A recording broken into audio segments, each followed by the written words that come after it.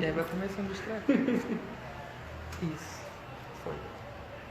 Tá ouvindo. Tá ok. Tá ok. Já vai começar a Vamos guardar nossa convidada. Tem que entrar ali pra adicionar ela. Como que faz? Não sei Meu não. povo, Ela vai meu aparecer daqui a povo. pouco aí. Tem um convidado aí, não? Ali, ó. Tem duas carinhas ali, ó. Isso. Isso.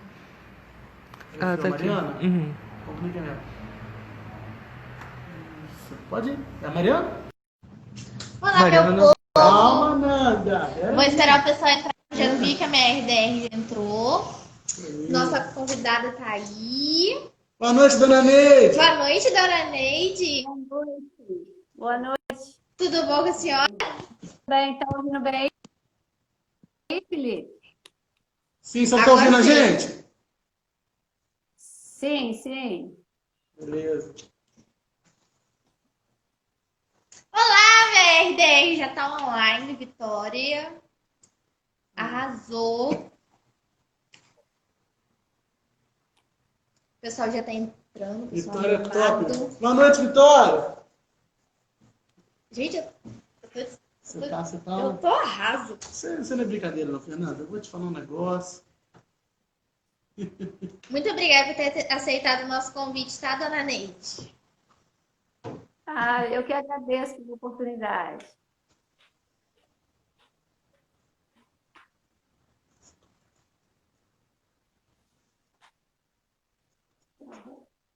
Não, eles estão esperando os outros entrar. O povo tá entrando.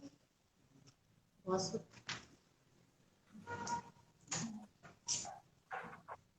Aí. Noite fria, né? Não, nem tá frio aqui. Ah, eu não. imagino. Tô usando jaqueta assim só por acessório. Uma cidade que vai de 50 a quase 0 graus.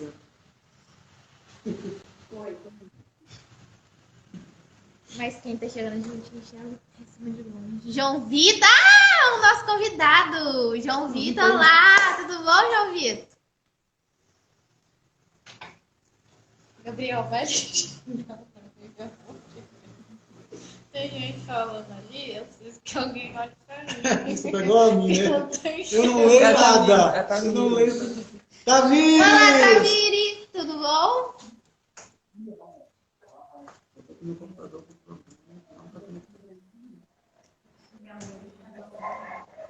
Mas quem falou ali, gente? Vamos ver, vamos ver. Gente, desculpa que eu sou míope, eu uso óculos, mas não funciona. Fernanda, Rotaratinho. onde foi o seu celular? Fernanda, aqui você tem-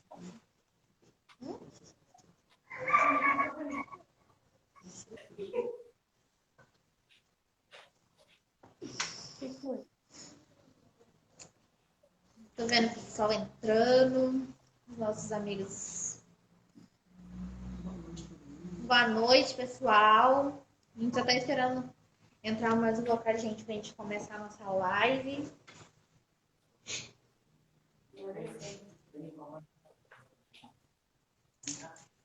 E aí, Fernanda, animada, começando a gestão. Nossa, começou a gestão 13 desaço. dias. São 13 dias. Já Faltam sobrevivemos 13 dias da gestão da Fernanda, tá? Quero só deixar bem claro. quantos? Me amam. Esse povo me ama. Só tem isso Né? a dizer. A gente não vai se implodir, podem ficar tranquilos. Gente, olha só que progresso. Eu não matei o Felipe, não matei o Gabriel, tá tudo certo. Meu visto tá ali, gente. Eu ainda. Vamos lá, pode ir, Fernanda. Bom, agora vamos começar. Boa noite a todos. Meu nome é Fernanda. Sou presidente atual do Rotaract Clube de Itaperuna.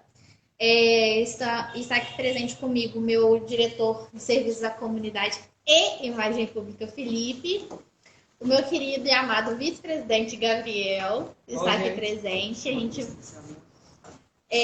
quero, através da Vitória, cumprimentar todos os meus amigos rotaractianos e rotarianos e convidados. A gente está aqui com a Neide, que vai estar falando um pouquinho para a gente, tirando algumas dúvidas sobre o coronavírus. Vou pedir para daqui a pouquinho ela estar se apresentando. tá bom? Espero que vocês gostem da live. A gente vai tentar ao máximo interagir com vocês e responder todas as perguntas, tá bom? Espero que vocês fiquem à vontade, tá bom? E é isso aí. Dona Neide, eu queria muito que você se apresentasse pra gente, falasse um pouquinho de você.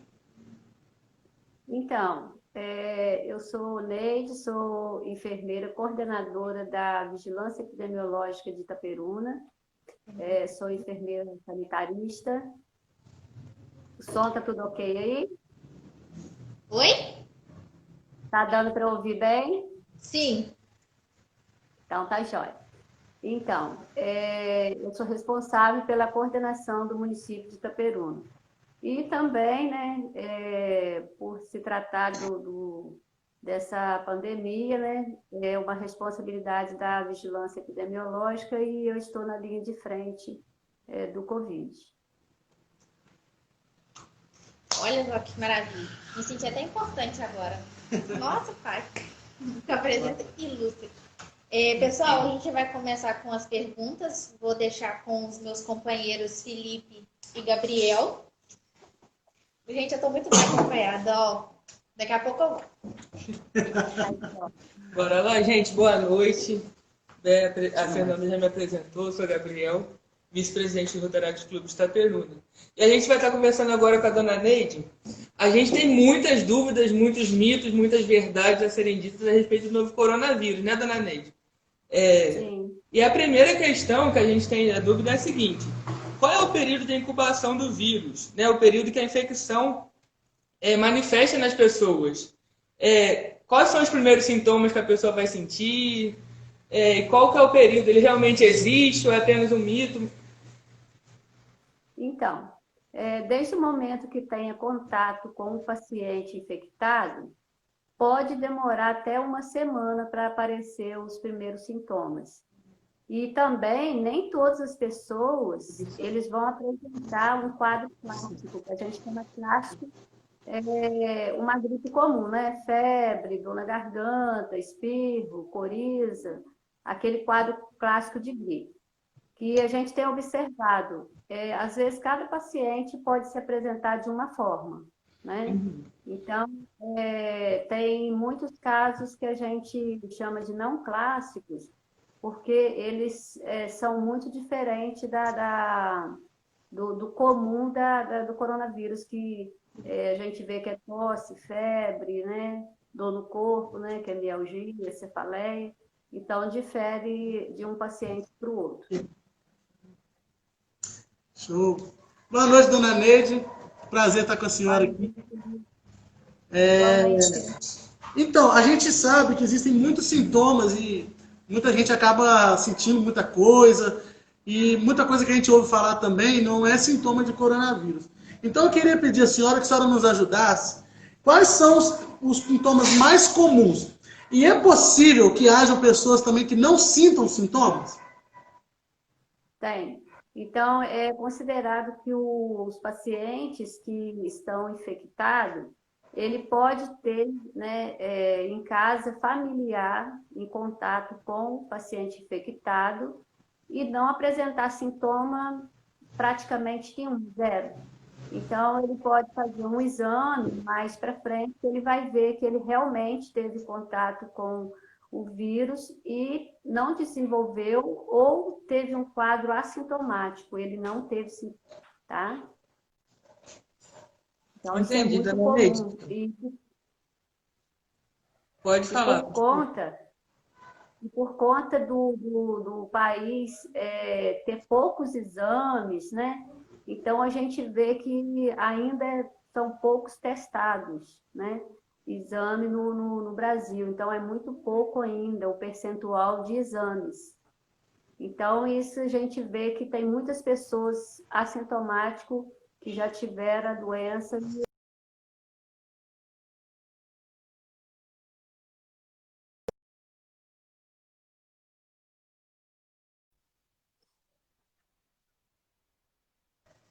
A senhora está conseguindo me ouvir? Sim, sim. Pode continuar. Parece que a Pode conexão continuar. caiu. Não, ela falou assim. Ah, desculpa. E, dona Neide, uma coisa que a gente muito ouviu falar nesses últimos tempos são sobre pessoas assintomáticas.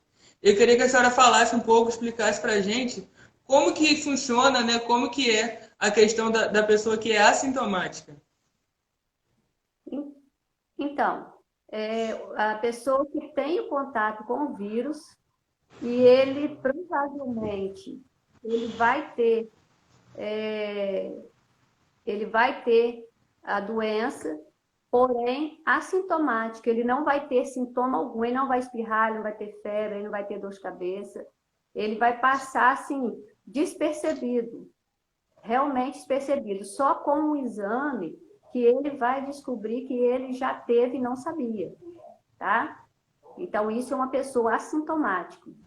E a pessoa geralmente, aqueles que têm sintoma, ele começa, né, a aparecer devagarinho, o primeiro sintoma, 2, 3, e vai por aí, até outros sintomas, né, durante uma semana, mais ou menos. Mas aquele que é assintomático, ele vai passar totalmente despercebido, sem saber que teve doença, tá? Entendi. A gente tem ouvido algumas coisas, a gente não sabe até que ponto é verdade, ou se a senhora tem alguma informação sobre isso. Mas recentemente nós vimos uma matéria jornalística falando que existe uma correlação dos tipos sanguíneos com uma possível piora dos quadros do coronavírus. Essa notícia, a senhora sabe alguma coisa sobre isso? E se a senhora souber, pode passar para a gente alguma informação? Então, Felipe, e Gabriel, isso daí é uma coisa assim que está em estudo, isso é muito novo, então assim, não tem nada assim muito concreto.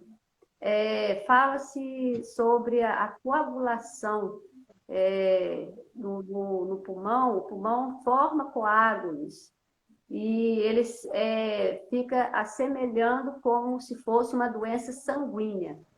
Mas isso daí não é uma coisa assim, em estudo, não está fechado ainda esse diagnóstico e também ele não está considerado como uma doença sanguínea. A gente sabe que é um vírus novo e ele pode apresentar, em cada paciente, ele pode se comportar de uma forma. De repente, ele vai ter mais alguma coisa gastrointestinal do que pulmonar, outro vai ter uma dor articular, Entendi, de dona repente. Neide. E outra coisa também seria quando que eu começo a contar o período de quarentena, assim, que eu preciso. Fui contaminado, aí apresentei um sintoma para poder ficar no período de quarentena. Como que eu começo a fazer essa contagem? Então, desde o momento que aparecer um ou dois sintomas que fala a favor da Covid, já é para contar o afastamento e já conta a quarentena dos primeiros sintomas. Até 14 dias, a gente considera que é o período de transmissão, tá? Então, são dos primeiros dias de sintomas. Entendi. Então, após os 14 dias, o paciente já pode voltar à rotina normal, então, que não há o risco da contaminação. Pode. Após 14 dias, isso daí é nota técnica do Ministério da Saúde, né? Um informe técnico, a gente trabalha com ele. E, então, o que ele preconiza? Dona Neide, eu vou pedir para a senhora virar a câmera para poder ficar em pé. Tem Por como? favor. Isso que o pessoal está falando aqui. Isso. Ai, Obrigado, dona Neide. obrigado. Então, E após esse período que ela ficou de quarentena, ela precisa fazer um outro exame, por exemplo, daqui a 15 dias, 20 dias. Ela precisa fazer um novo exame para poder saber se ela ainda está podendo transmitir o vírus ou se ela já está totalmente livre. A gente tem ouvido muito falar sobre isso também. sim. Mas isso daí, o Gabriel, não necessariamente precisa fazer exame para ver se está transmitindo. Qual é o período de transmissão? Pelo protocolo do Ministério. O período de transmissão é do primeiro dia de sintomas até 14 dias. É o período que tem o afastamento para a quarentena. O Ministério da Saúde generalizou 14 dias por conta das comorbidades. Então, quem tem doença crônica, o idoso, a gestante. Então, esses pacientes, eles transmitem muito mais tempo do que a gente, paciente saudável. Então, por isso, para não ficar 8, 10 dias para pessoas, né, adultos jovens saudáveis, e o grupo de risco, né, que transmite por mais tempo, ficar 14 dias, aí o Ministério da Saúde colocou 14 dias no geral, tá bom? Então, só transmite até 14 dias e não precisa fazer exame para ver se ainda está transmitindo. E nem existe exame para isso, tá bom? Bacana, isso é importante, porque tem muitas pessoas que têm pedido isso, né, Gabriel? Sim, Cobrado. sim. Faz um exame para poder voltar a trabalhar. Então, não é necessário fazer um exame de contraprova, vamos dizer assim, para poder voltar a trabalhar. Só fazer uma pausazinha, né, Gabriel? A gente quer agradecer que tem um número legal de pessoas nos assistindo. Eu sou meio cego, mas eu consegui passar ali. Sim, Alguns rotarados até de fora do país passando aqui assistindo. Sim, Então, bem muito bacana. obrigado, galera. Muito obrigado. Isso tudo que a gente está fazendo, se mobilizando, é para tentar trazer um pouquinho de informação. Porque nesse mundo de informações que são jogadas, né, Gabriel? As pessoas entornam informações e cada um que digira da maneira que achar melhor. Não, a gente quer aqui ajudar a ter uma informação mais correta e mais precisa. Então, dona Neide, mais uma pergunta que a gente gostaria, é porque a gente tem ouvido falar de muitos exames. Temos o exame de IgG e IgM, né, o teste rápido, tem o exame do palitinho, que é o PCR, né, que chama. E qual a diferença deles e qual é o mais confiável? Porque temos casos de pessoas que fazem o exame de teste rápido, não apresenta, diz que o exame deu tudo negativo e volta a trabalhar e depois apresenta os sintomas ou faz o do palitinho e apresenta o vírus. Então, o exame mais preciso é o PCR, que é aquele do cotonete. Então, ele é um exame mais específico e mais apurado. Então, por isso, ele demora e ele é feito em laboratório, né? Que colhe essa amostra e envia para o laboratório. Ele demora em torno de 5, 6 dias para ficar pronto. O PCR. Então, o PCR é considerado padrão ouro. É o melhor exame do isolamento do vírus. Agora, os testes rápidos, Felipe, ele pode dar muito falso negativo, falso positivo até, porque o falso negativo é pior do que o falso positivo.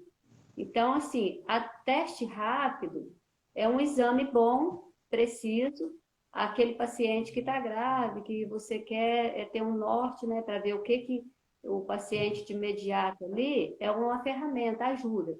Mas não necessariamente que ele é um padrão ouro. Então, o padrão ouro mesmo é o PCR. Agora, o IgG e o IgM, nesse exame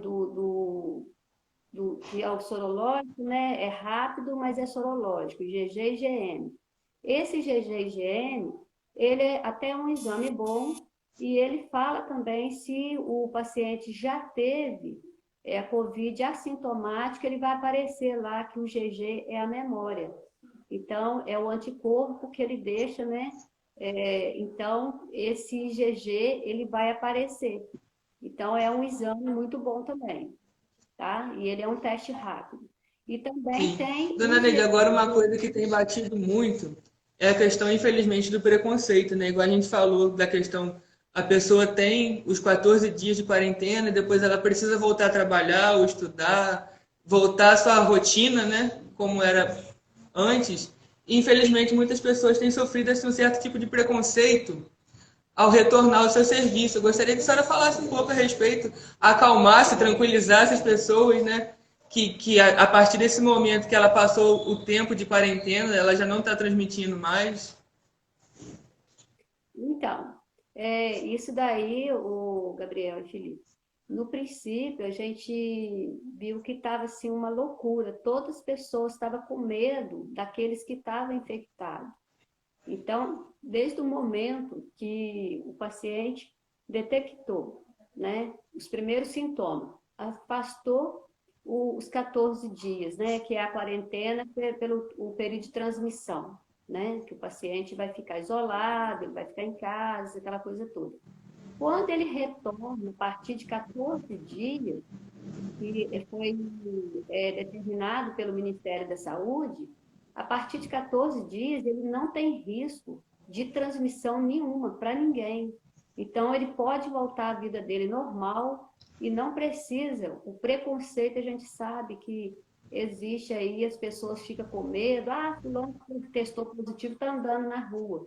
Mas também a pessoa não sabe quantos dias que já testou positivo, já teve primeiros sintomas. Então, isso daí, cada caso é um caso e as pessoas têm que ver isso daí como uma coisa benigna. Se alguém já teve, já se recuperou, já retornou para o mercado de trabalho, né, para a escola, para as atividades normais, isso daí é uma bênção, uma vitória, um privilégio para a pessoa que já passou por isso. Mas não precisa ficar com medo, porque não há transmissão a partir disso daí.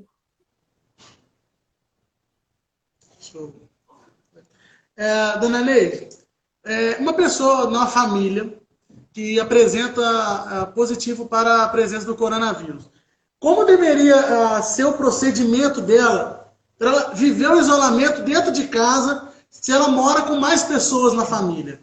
Como é que ela deve proceder para tentar minimizar ou não transmitir o vírus dentro de casa? Então, Felipe, a pessoa que está infectada na família, ele deve ficar mais isolado, né? O quarto lá para ele mais isolado, usar máscara quando sair do quarto, porque ele não precisa de ficar o tempo todo dentro do quarto dele de máscara. Ele vai evitar ficar tocando a mão em todas as coisas, né?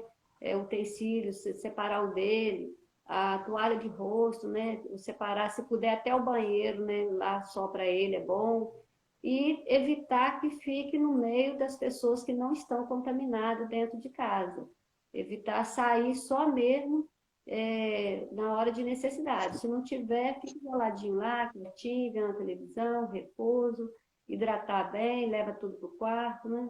Então, isso aí é importante. É o isolamento domiciliar, pode ter alguém infectado e não necessariamente vai passar para as pessoas que estão em casa, tá? Entendi. E algum dia esse vírus vai deixar de existir, por exemplo, com o surgimento de vacinas? Como que vai ser a relação do vírus com o nosso dia a dia a partir de agora? Então, Gabriel, tudo indica que o vírus não some mais. Ele vai fazer parte, né, do nosso ambiente, igual o H1N1.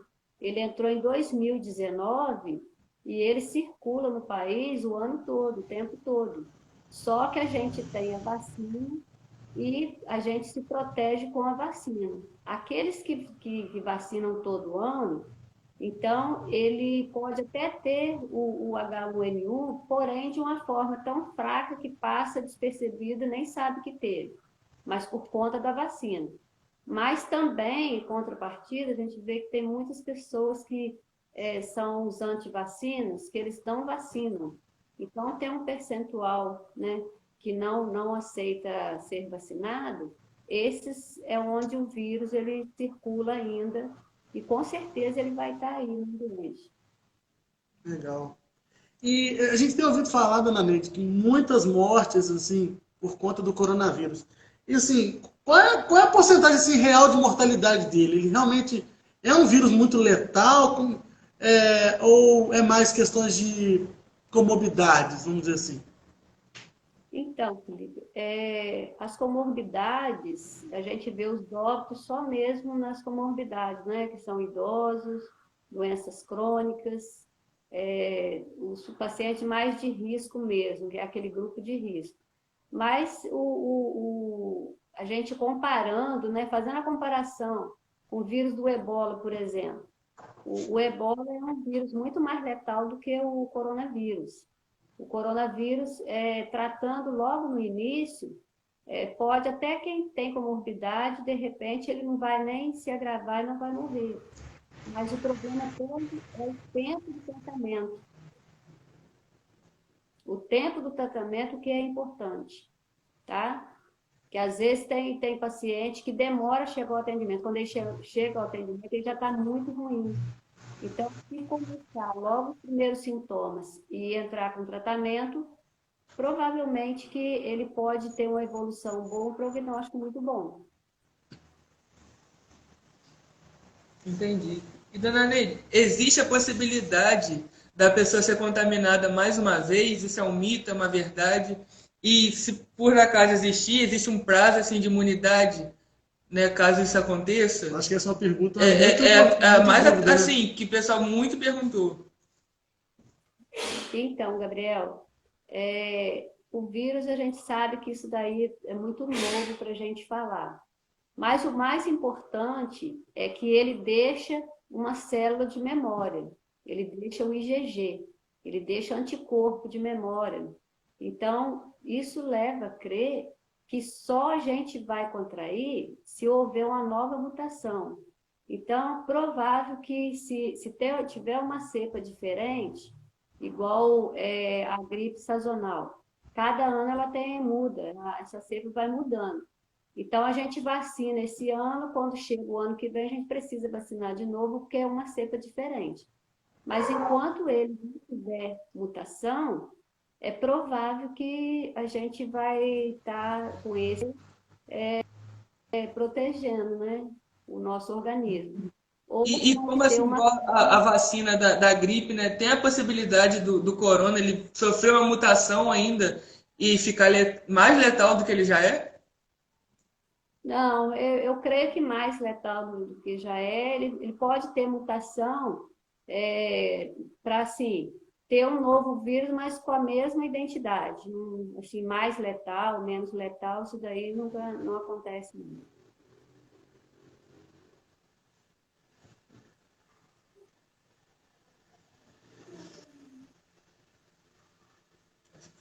Eu não ouvi, deu para ouvir a resposta? Não, é porque deu uma picotada. Deu uma cortada, né? A senhora pode repetir. Então, ele pode até sofrer uma mutação, uma cepa diferente para o próximo ano, mas não necessariamente que ele vai ser mais letal ou menos letal.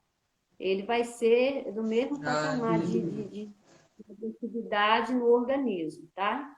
Sim. Então, não muda. Dona Neide, agora a gente vai tentar, a gente está tentando evitar entrar em polêmica, mas a gente quer ouvir da senhora um pouquinho, porque nós temos ouvido falar que as cidades estão reabrindo bares e restaurantes. E a gente viu como, por exemplo, no Rio de Janeiro, que hiperlotação, algumas até mais comuns do que dias normais de finais de semana. E quanto isso é prejudicial para nós?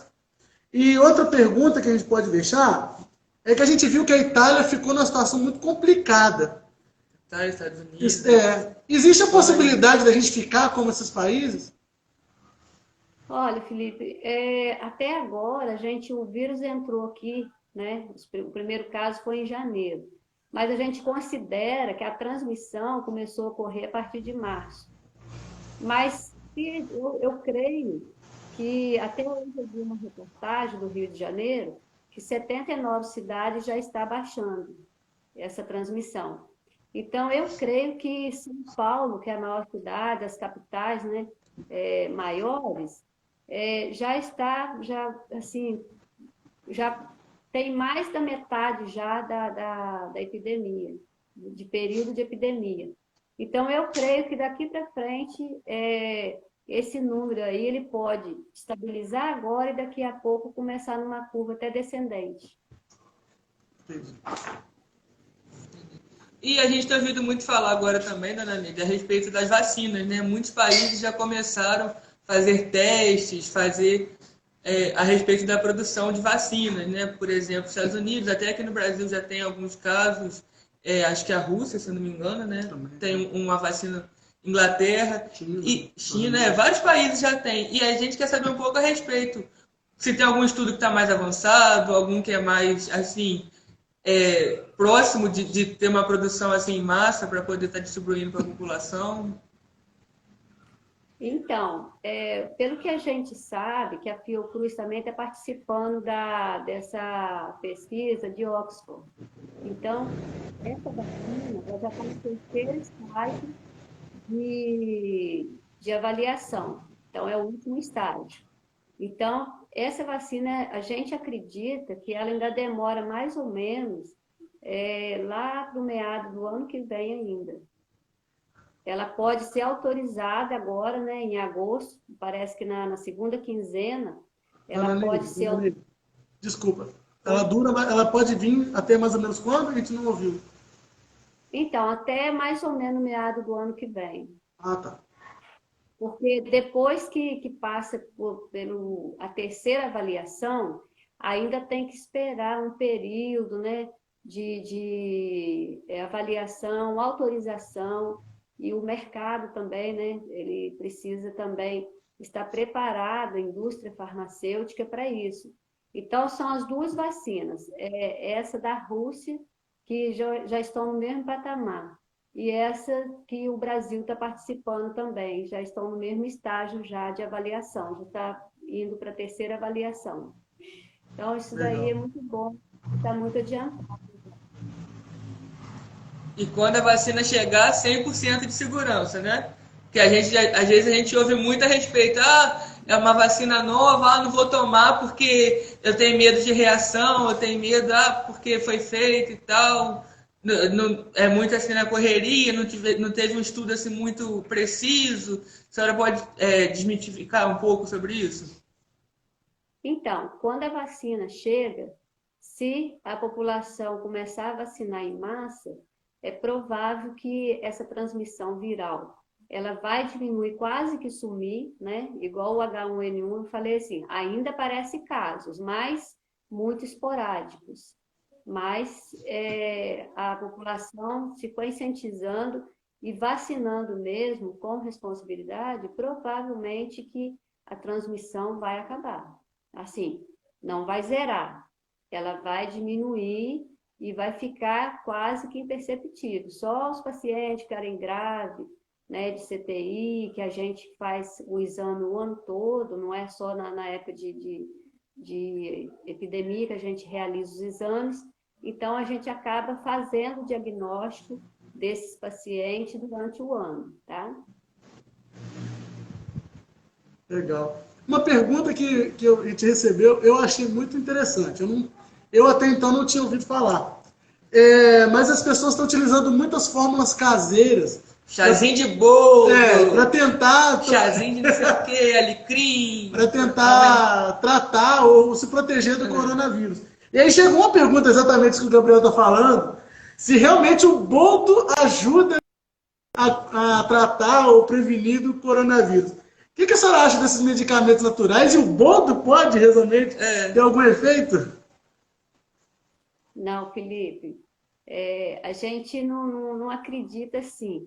Em algumas ervas, alguns chás, alguma coisa, porque isso aí tudo é muito novo, então precisa muito de estudo. E a gente sabe que só os medicamentos convencionais, que já têm dose padronizada, já tem indicação, até agora, para você ver, ainda está demorando a achar uma forma, o remédio para ser assim, uma fórmula concretizada para todos, para ser uniforme a todos os tratamentos, né? Então, assim, é complicado. Por isso você vê que é um pouco difícil a gente falar que, às vezes, um chá, uma coisa vai ajudar. Mas, na realidade, não ajuda, não. Então, o mais importante é ter sintomas, procurar o médico, ser avaliado, precisa de exame, precisa de raio-x, de hemograma, precisa fazer os exames para ver em que situação que o paciente está, tá bom? Legal. Sim, e já entrando nesse gancho do uso de medicamentos caseiros, a gente tem muito ouvido falar assim, toma zinco, né, vitaminas, complexos vitamínicos, ivermectina. Queria que a senhora falasse um pouco a respeito também sobre essa prevenção que as pessoas têm tido e qual o risco que pode trazer, né, como consequência dos usos assim excessivos, né, de quantidade. Então, eu aconselho que as pessoas não façam nada preventivo. Esses medicamentos, eles valem na hora que o paciente tem sintomas, porque às vezes se você toma ele como de prevenção, né, uma profilaxia, um preventivo, na hora que você precisar da medicação, ela não vai agir no organismo. É importante a pessoa se alimentar bem. Se tiver sintoma, procurar um médico para ser prescrito para a medicação entrar no horário certo, no tempo certo, tá? Bacana, eu achei interessante, eu não sabia dessa informação não, né? Dona Neide, a gente tem visto também muitas empresas que têm feito os seus trabalhadores fazerem vários exames com uma certa rotina. Aí nos fizeram uma pergunta dizendo assim, pessoas que trabalham e ficam frequentemente expostas devem realizar o teste de quanto em quanto tempo? Assim, por exemplo, as pessoas que trabalham no hospital, no comércio, que estão mais expostas, assim, né, trabalham com o público em geral. Então, o que a gente aconselha? É fazer os exames quando tem sintomas, porque os exames, eles só vão aparecer e eles só vão ter um resultado fidedigno se tiver sintomas. Igual o PCR. O PCR a gente faz até o 7º dia. Passou do 7º dia, se ele for negativo, ele pode ser um falso negativo. A pessoa que faz o exame, que ele não tem sintoma nenhum, esse exame ele vai ser um falso negativo, né? Então, ele não vai, ele vai aparecer negativo, mas é porque essa pessoa não tem sintomas nenhum. Então, os exames, o tratamento, o acompanhamento deve ser tudo quando tem sintomas. Porque os sintomas são muito clássicos. Hoje, que a gente está vendo mais obstrução nasal e, assim, crise de sinusite respiratória alta, né? Que a gente chama infecção de garganta e sinusite. Então, é importante tratar na hora que tiver sintomas, porque vai fazer o diagnóstico e o paciente já vai ter um diagnóstico preciso, tá? E o tratamento também entra junto, é o mais importante. Entendido. Dona Neide, também a respeito assim, do uso da máscara. Máscara descartável, máscara de TNT, máscara de tecido, qual que é a melhor, qual que é a mais eficaz, qual que protege mais. E trocar de quanto em quanto tempo, né? Você precisa fazer uma troca. Aqui, ó. A nossa máscara personalizada. Aí, ó, uma galera. Rotary, Rotaract e Casa da Amizade. Só não estamos com ela por causa da conversa, ficou muito baixo, nós fizemos um teste e ficou muito, muito baixo o nosso áudio. A distância que nós Mas nós estamos mantendo uma distância. Isso é bom, muito bom. Então, a máscara ela estando limpinha, né? Para fazer a desinfecção, lavar se for de tecido, sempre lavar, passar, né? Antes de usar. E as máscaras descartáveis, elas podem durar até, se ela for uma qualidade boa, porque tem umas máscaras que são muito boas. Ela é dupla, né? Ela é mais encorpada e, de repente, você pode usar até 2, 3 dias, se ela não molhar e não se desfazer. Agora, tem um tecido, que é um tênis muito fininho, que ela logo umedece. Ela umedeceu, ela já não protege mais, então você tem que trocar, tá? Essa é descartável. Entendi. E a respeito assim do uso do álcool em gel, lavagem das mãos, quanto tempo eu preciso lavar minhas mãos? Qual que é o melhor, o álcool em gel ou a lavagem? Ou eu lavo a mão e passo o álcool? Muitas pessoas têm muitas dúvidas a respeito disso. Então, onde tem água e sabão, você vai somente lavar e secar, sua mão está livre. Agora, o álcool gel, ele é utilizado onde você não tem recurso para lavar as mãos constantemente. Então, é importante, quando você entra em algum lugar, algum ambiente diferente, tocou em maçaneta de porta, algum utensílio, algum lugar que você acha que pode estar contaminado, é bom você passar o álcool gel. Mas se você tiver acesso à água e sabão com facilidade, lavar com água e sabão, a mão está limpa do mesmo jeito. Tá bom? Perfeito. Legal. E a respeito, assim, fui na rua, aí eu preciso tirar o sapato bem antes de eu chegar em casa, a roupa que eu fui na rua, como que eu tenho que ser esse procedimento? Então, o sapato, você sabe que na rua as pessoas cospem, né? O solo tá contaminado, tá sujo.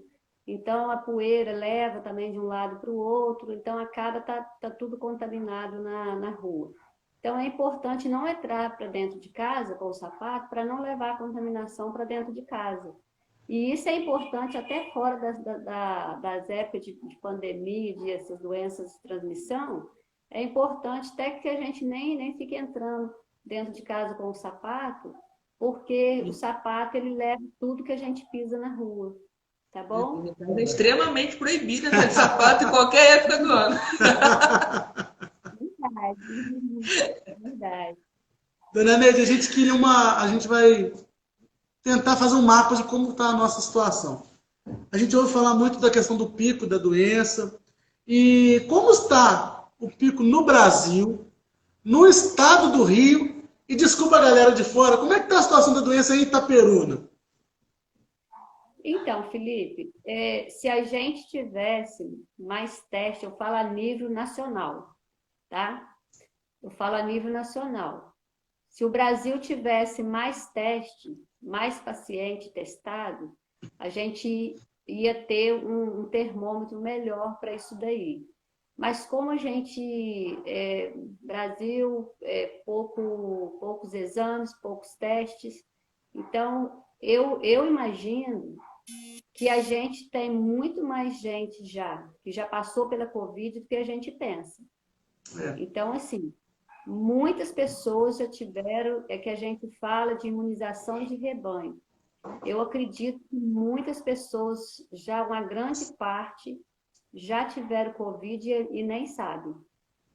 Então, por conta da testagem ser baixa, a gente não tem como medir, né, aferir isso daí com precisão.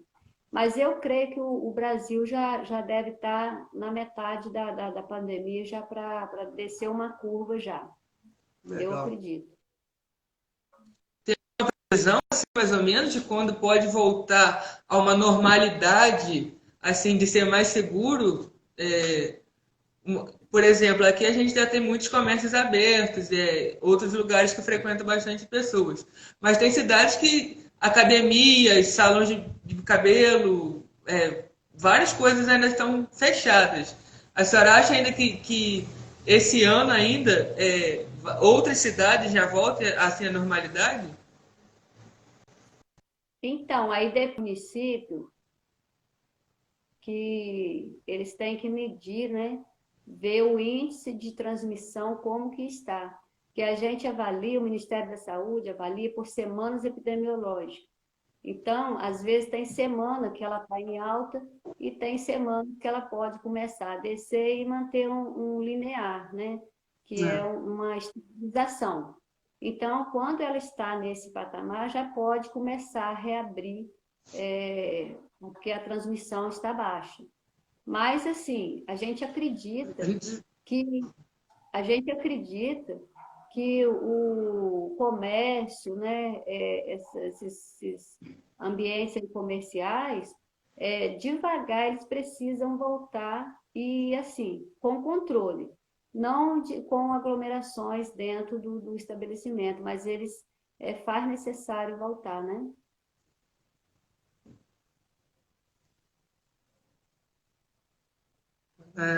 Dona Neide, a gente tem acompanhado, né, a dificuldade que às vezes para quem tem plano de saúde, por exemplo, realizar o exame, está com muita dificuldade, eles estão segurando bastante. É uma situação muito triste que a gente tem visto, mas realmente a solução é testar para a gente saber como é que está a situação. Mas pensando no futuro, e a gente aqui já está caminhando para o final, nós já estamos quase terminando nossa live, né? Sim. Uma pergunta que nos fizeram que eu achei muito legal.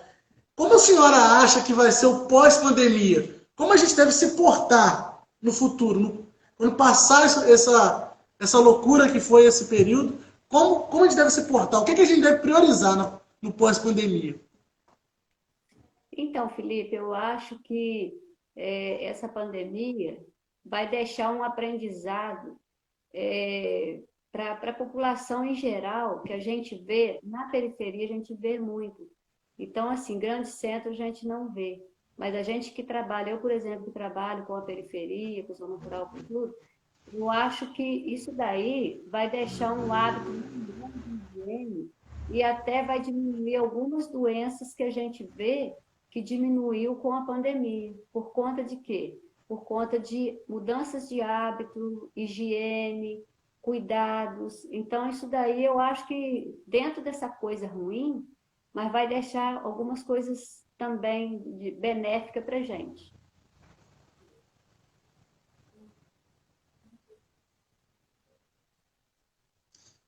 Uma outra pergunta também, dona Lidia, assim, muito, assim, ousada, né? Muitas pessoas têm falado assim, têm passado em jornais e tal, que em algumas cidades, por exemplo, já tem amostra de corona no esgoto. Tem uma possível contaminação pela água que a gente chega na nossa casa? Não, Gabriel, na água tratada, ela não tem, ela é bem, né? Ela é bem pura, ela não vai estar contaminada. Mas os esgotos, eles estão contaminados porque a gente elimina o vírus pelas fezes e urina. Então, isso daí é verdade. Os esgotos, sempre, quando vai fazer um levantamento de saúde pública, sanitário, geralmente examina as águas de esgoto para ver o que está circulando. Então, isso daí é verdade, mas é porque a gente elimina em fezes e urina, tá? Então, por isso que vê a presença de vírus na rede de esgoto.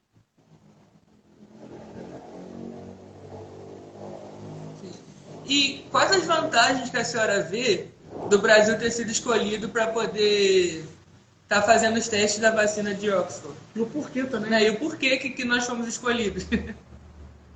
Então, eu acho que isso daí foi um acordo muito bom. A Fiocruz já tinha um grande passo já de pesquisa adiantado, eles só se juntaram. E isso daí foi muito bom, porque uma parceria que o Brasil vai ter. Se essa vacina for a primeira, que é uma das primeiras, né, das duas que estão no mesmo patamar de pesquisa, ela está até na frente. Então, isso daí vai ser um crédito que o Brasil vai ter, e até para conseguir essa vacina logo de início, vai ser muito bom. Dona Neide, eu vou abrir isso rapidinho em casa. Se por acaso tiver alguma dúvida que não foi feita a pergunta aqui, que nesse momento que esteja colocando no comentário, tá? Alguma dúvida que eles tiverem. Às vezes a gente fez alguma pergunta, mas eles podem ter pensado numa outra. Deixa eu ver aqui, eu lembro que tinha umas perguntas não, aqui para trás. Não teve pergunta. Teve não? Teve não. Então, enquanto o pessoal está fazendo aí, eu vou fazer minha última pergunta aqui. Dona Neide, como deveria ser, como a comunidade deveria se portar nesse tempo de pandemia? Dá para você repetir, Felipe? Porque cortou. Dá assim, nesse tempo de pandemia, como que a comunidade deveria se portar? Como a gente deve agir? Então, Felipe, nesse momento eu acho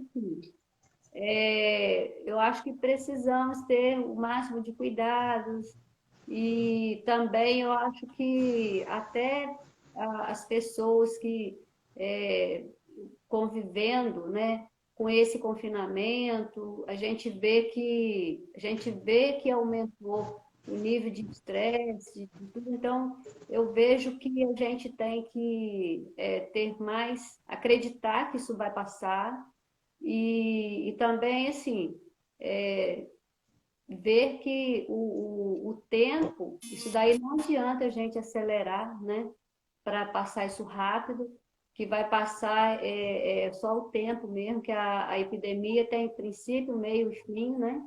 Então, a gente tem que respeitar esse tempo e ficar tranquilo, procurar se tranquilizar, procurar investir naquilo que gosta, é um artesanato, é um esporte, uma coisa que não corra risco, mas também que sirva como uma terapia, alguma coisa para ajudar a atravessar esse tempo.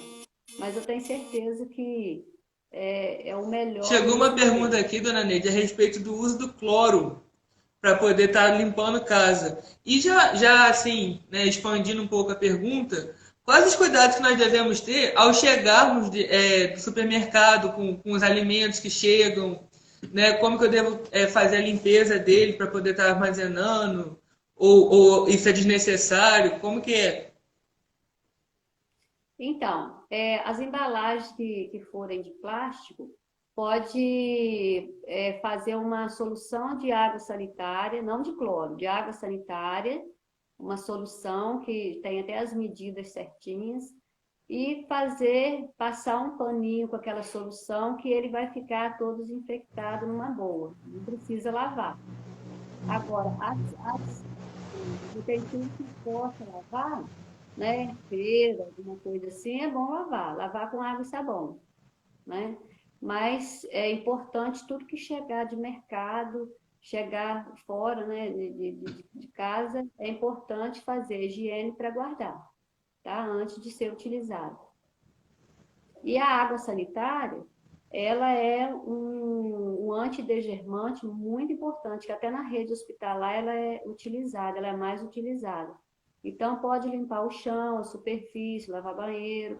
É o melhor desinfetante que tem, assim, para bactérias e vírus, tá? Show de bola. Dona Neide, eu só tenho a agradecer demais a senhora, tirar um pouquinho do seu tempo, parar para atender a gente. A gente, em nome da Diretoria de Serviço à Comunidade, da presidência do Rotaract, está aqui o Gabriel, o vice-presidente, quero agradecer muito a senhora, a cada um que assistiu, e aproveitando a audiência da nossa live, eu já quero aproveitar para deixar um convite para o dia 31. Galera aí que é rotaractiano, rotariano, interactiano, damas da Casa da Amizade, estejam com a gente dia 31, às 7h30, nós vamos estar divulgando no nosso site, www.rotaractclube.itaperuna.org.br, uma live com o Renan Peixoto, um companheiro do Rio de Janeiro, que vai estar falando sobre o Elevate Rotaract, que é um processo mais importante que nós passamos agora, onde nós somos elevados de categoria e nós vamos explicar os benefícios e os nossos novos deveres com isso, tá? Então, muito obrigado. Fernanda já chegou aqui alvoroçada. Gente, antes de eu passar para a Fernanda, eu queria agradecer, né, a Dona Neide. Dona Neide, foi um prazer estar conversando com a senhora, tá? Acredito que, assim como nós, recebemos também muitas mensagens também falando que foram muito esclarecedoras, perguntas. Tá? A senhora está de parabéns. Chega para lá. Desaglomerar um pouquinho. Desaglomera. Tá, muito obrigado pela senhora estar disponibilizado esse tempo para poder estar ajudando ao nosso clube a estar divulgando para a população, não só itaperunense, mas tem muitas outras pessoas também assistindo a nossa live de outras cidades. Tá? Muito obrigado, Dona Neide, e a todos que assistiram também. E só para encerrar, quem puder, fique em casa. Quem não puder, pelo amor de Deus, você não é super-herói. Usa máscara, tá? Pelo amor de Deus, gente. Já deu que te... Vamos se cuidar, né? Muito obrigada, Dona Neide. Queria agradecer a presença de todos. Muito obrigada por vocês estarem presentes, doando um pouquinho de tempo de vocês. E eu queria imensamente agradecer a senhora por ter disponibilizado um tempinho pra gente, para estar conversando com a gente, tá? Muito obrigada mesmo de coração, pessoal, que participou, que esteve ouvindo essa live, né? Como o Felipe já falou tudo, eu não preciso falar nada, só quero agradecer a vocês. Dona Neide, a senhora quer falar alguma coisa? Não, só agradecer pelo convite, de parabéns, porque a gente precisa falar mesmo, informar, isso aí é muito importante. E a gente sabe que vocês são jovens, empenhados, e isso é muito importante. Parabéns para vocês. E eu que agradeço. Nós que agradecemos a senhora, tá?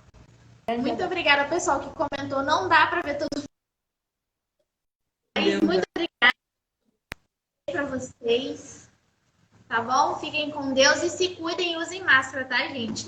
E se realmente for necessário, façam a higiene para você também não estar levando essa doença para dentro da sua casa, tá bom? Um beijo, muito obrigada. É dia 31, galera. Gente, até dia 31. Muito obrigado para todo mundo. Obrigado. E mais uma vez, muito obrigado.